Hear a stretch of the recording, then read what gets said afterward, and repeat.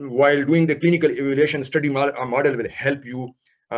Study model analysis will tell you the amount of space available in the dental arch for impacted canine. Morphology of adjustment tooth will give a clue of the position of the impacted tooth. By clinically examining the alveolar bone, that is the adjacent alveolar bone, that canine bulge present buccally or palatally will give a clue that whether the canine is in a buccal version or a lingual version or a palatal version. Mobility of adjacent tooth shows the root resorption of their tooth by the impacted canine. Radiographic examination when is indicated when impacted canine is not visible by the after the age of 11 years, and most common intraoral radiographs used is periapical and occlusal for the maxillary impacted canine. Extraoral radiographs are OPG, lateral cephalometric, and digital image you can also use CBCT or 3D-CT. Now, method of localization of impacted canine. There are three methods of localization: inspection, that is a clinical, also palpation is a clinical palpation, and radiography. So on inspection, the clinician may see the bulge of the unerupted canine or observe the position of the adjacent lateral incisor is being influenced by the impacted maxillary canine. So if the impacted maxillary canine is palatally placed, agar wo palatally placed hoga, it may press the root of the lateral incisor and push the root of the lateral incisor labially. तो क्या होगा कि उसकी जो lateral incisors की root है वो labially displace हो जाएंगी and the crown moves palatally. तो lateral incisors का जो crown होगा वो palatally होगा. आप जब clinical examination करेंगे तो आपको ऐसे नजर आएगा. Therefore, the lateral incisors on clinical examination or inspection is retroproclined in relation to the central incisors. ठीक हो गया? And if आप इसके opposite उस पे जाएं, if the impacted maxillary canine is labially placed, it may press on the root of the lateral incisor and push the root palatally. ठीक है? Root को palatally push कर देगा and the crown moves labially.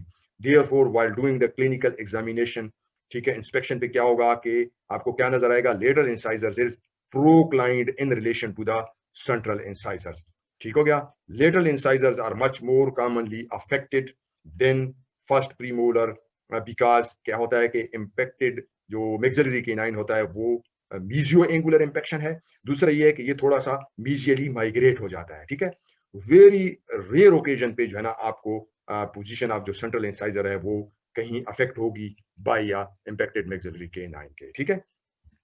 अच्छा, palpation पे क्या होगा? This is the second step in the localization of an impacted maxillary canine. Frequently an impacted maxillary canine can be palpated. ठीक है, आप इसको बक्कली देख सकते हैं. बक्कल साइड पे अगर बल जाता है, पैलेटल साइड पे बल जाता है. ठीक है, तो ये आप देख सकते हैं. लेकिन बाज़ औक़ात कंफ्यूजन क्रिएट हो सकती है बाई canine eminence. ठीक है, canine eminence जो कि नॉर्मल फाइंडिंग होती है. दूसरा ये है कि आपने डिसिडुअस केनाइन का भी क्लिनिकल एग्जामिनेशन करना है. अगर इसकी अगर रूट रिजॉर्प्शन होगी तो ये क्या होगा? ये मोबाइल होगा. ठीक है ना, ये मोबाइल होगा. इसकी रूट रिजॉर्प्शन की वजह से ये क्या होगा? ये मोबाइल होगा. दूसरा आपने क्या करना है कि एडजेसेंट जो टीथ है ना उनको भी एग्जामिन करना है. बाज़ औक़ात वो भी क्या होते हैं? वो भी मोबाइल होते हैं. ठीक है ना, उनकी रूट्स भी रिजॉर्व हो सकती हैं, वो भी उनकी मोबिलिटी भी होती है. एक तो केनाइन डिसिडुअस केनाइन की मोबिलिटी होगी due to the resorption of the roots. लेकिन यहाँ केनाइन की जब रिजॉर्प्शन ऑफ द रूट्स होगी तो इसका मतलब है कि टूथ नीचे आ रहा है, नॉर्मल पोजीशन में है. गारंटी नहीं है लेकिन नॉर्मल पोजीशन है. लेकिन लेटरल इंसाइजर्स की, ठीक है, या प्री मोलर की रिजॉर्प्शन होगी या सेंट्रल इंसाइजर की रेयरली होती है. तो ऐसी सूरत में परमानेंट की जो रिजॉर्प्शन होगी एडजेसेंट टूथ की, तो इट मींस के वो जो है वो इंपैक्टेड केनाइन कंफर्म है. ठीक है, क्योंकि उसकी वजह से उसकी रिजॉर्प्शन हो रही है. तो रेडियोग्राफी में क्या है कि आप if the canine is palpable in an abnormal position or cannot be palpated, then radiographs are required for the localization of the impacted maxillary canine. तो इसमें हमने क्या करना है कि हमारे पास डिफरेंट जो है वो क्या है मेथड्स हैं लोकलाइजेशन के लिए. राइट एंगल रूल है जिसमें पेरी एपिकल अक्लूजल या ओपीजी यूज हो सकती है. ट्यूब शिफ्ट या पैरेलैक्स टेक्निक इसको भी कहते हैं. इसके और भी डिफरेंट नाम हैं. इसको ये जो है दो उसमें हो सकती है. ठीक है, एक हॉरिजॉन्टल प्लेन में पेरी एपिकल और अक्लूजल रेडियोग्राफ दोनों यूज हो सकते हैं. लेकिन अक्लूजल जो है वो वाइड एक्सपोजर देता है, इसलिए वो प्रेफरेबल है. ठीक है, दूसरा ये वर्टिकल प्लेन में भी हो सकती है ट्यूब शिफ्ट टेक्निक.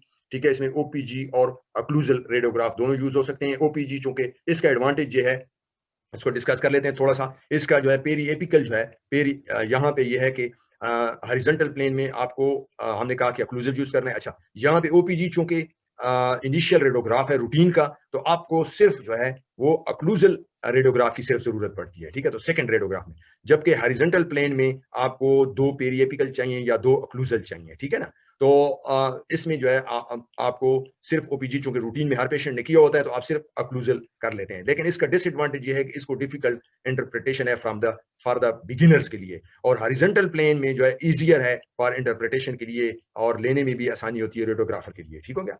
अच्छा, दूसरा इसके अलावा कोन बीम सीटी है, ठीक है, और 3D सीटी है, और स्टीरियो स्कोपी भी है।